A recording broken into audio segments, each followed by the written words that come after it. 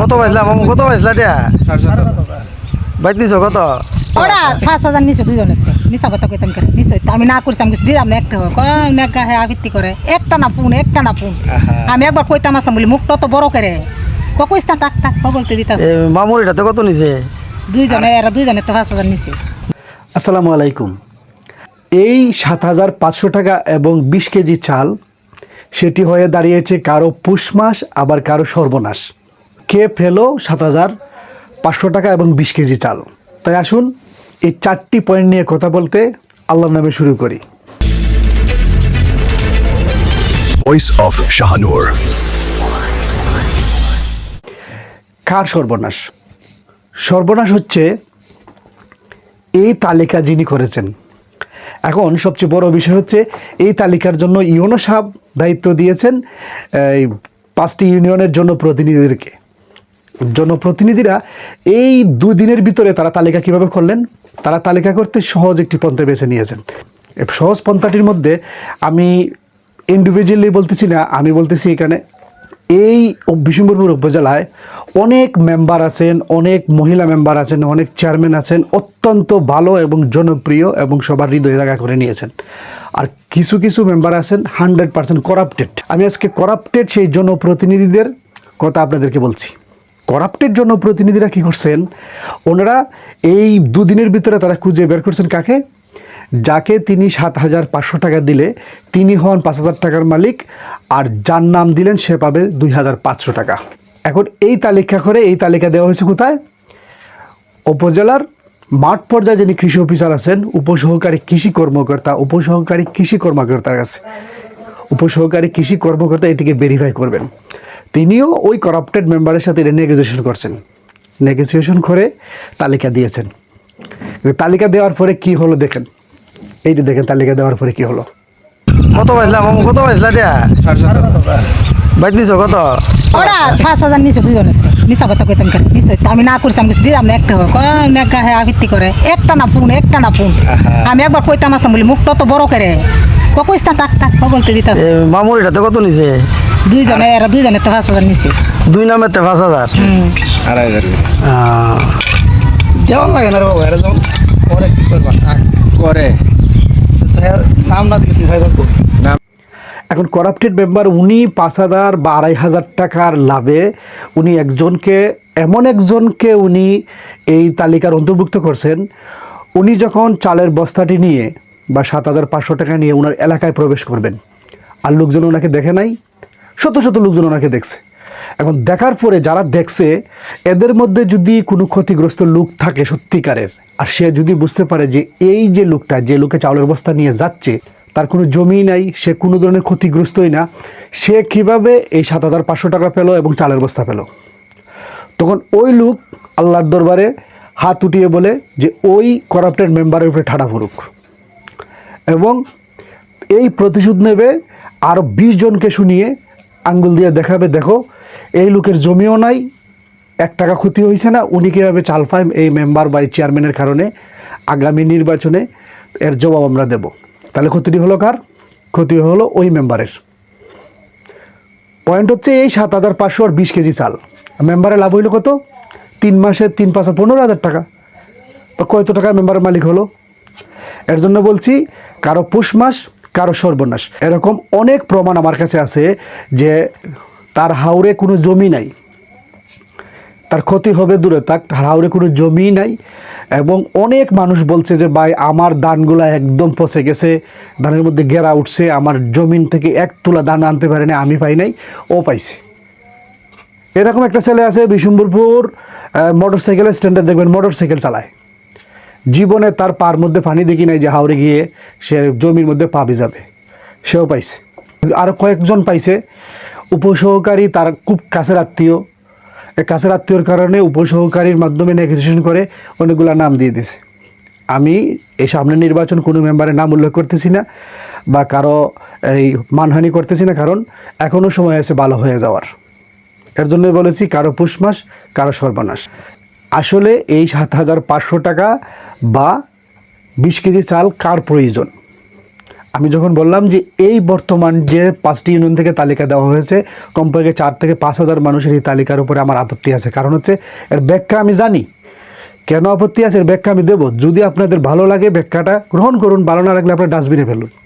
আমার সহজ ব্যাখ্যা হচ্ছে 3টি ভাগে আপনি ভাগ করতে পারেন যে কেন এই তালিকার মধ্যে আপত্তি আছে।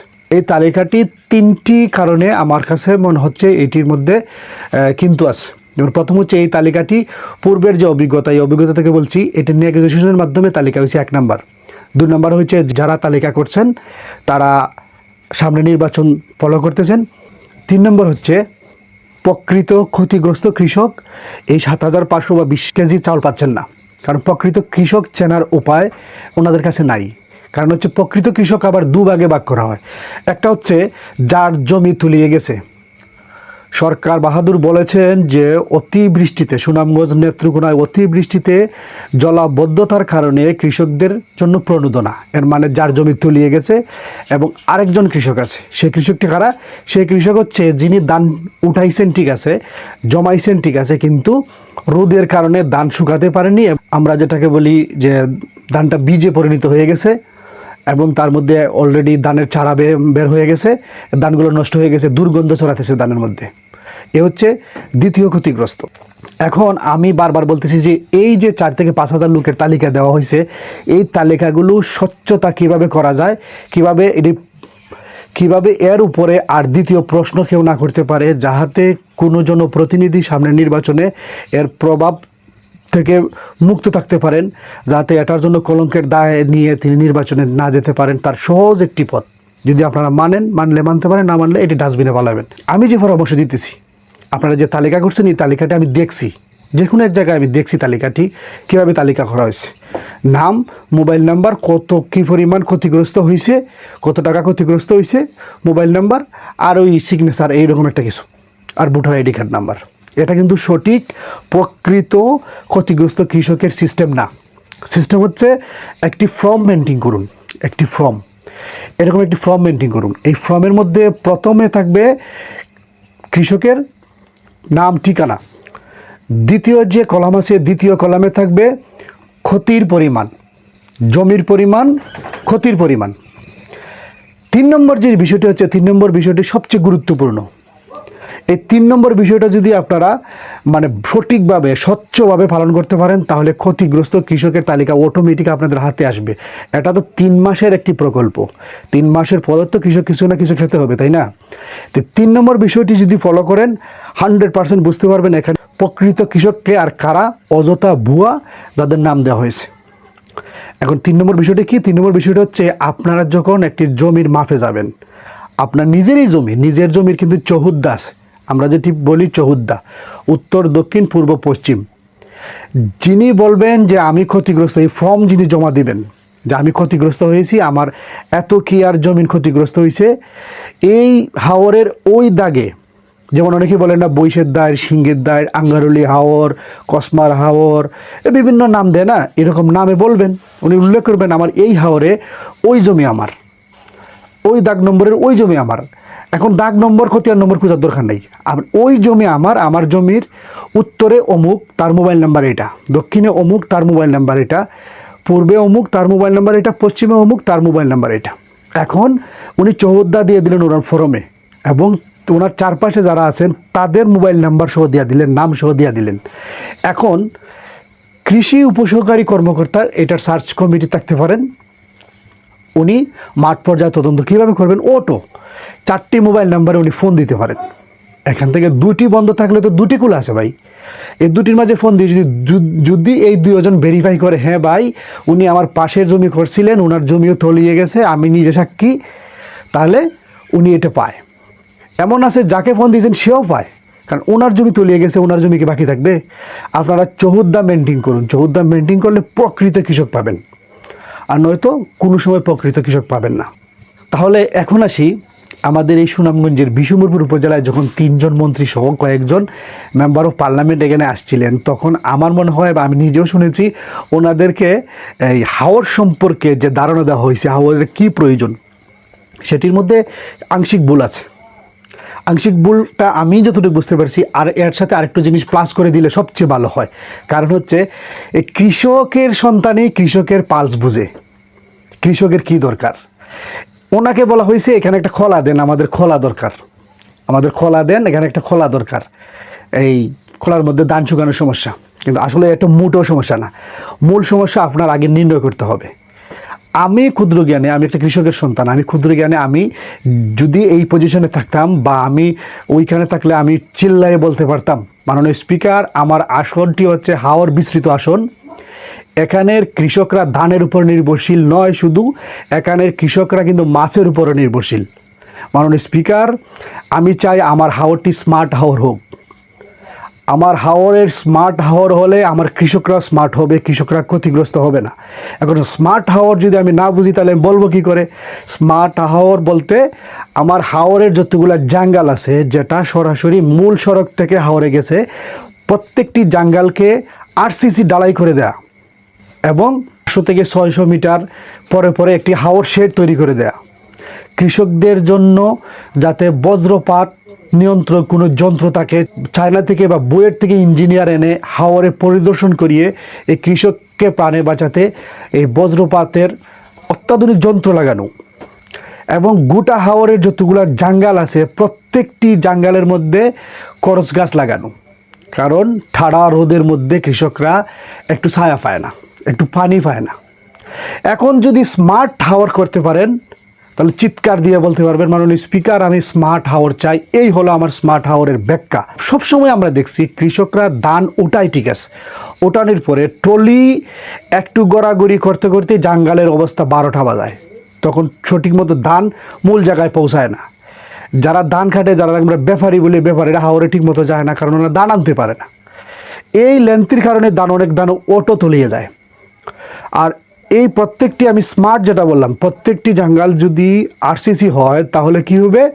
কৃষকরা এখানে ধান তুলবে, অটো মেশিন যাবে, সাথে সাথে ধানগুলারে মারাই করে বস্তা ভরে ট্রলি দিয়ে বাড়িতে আনতে পারবে।